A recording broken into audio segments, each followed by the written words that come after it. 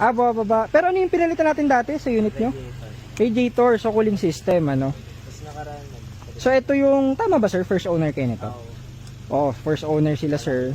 So, hindi, kumbaga kasi yung ganyan, yung mga for heavy maintenance kasi yung unit nyo eh. Ilan na nga yung mileage ito? 100 plus na, di ba? So, kumbaga, sulit na tong EcoSport na to. So, yung mga ganyan, syempre, hindi naman yan yung sinasabi ng iba na sirain, kaya paparepair kayo.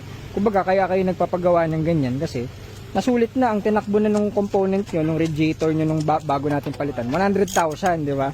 So, ganun yung logic nun. O di isipin nyo, lahat yan, yung mga reservoir tank, 100,000 na. Kaya, yun lang naman. Eh, part ng ano yan, ng maintenance. So, yun yung heavy maintenance. Tapos, yung sinabi namin so yung mga timing. Hindi pa kayo nakapagpa-timing, no? Yun, yung mga timing belt. So, yun yung mga up next na for heavy maintenance. After naman nun, o di, after 70 or 60,000 kilometers na ulit. O di, yun lang. Pero nagagamit nyo, diba? Daily nyo siyang gamit. O yun, so, mga ganun. So, EcoSport nila sir, first owned.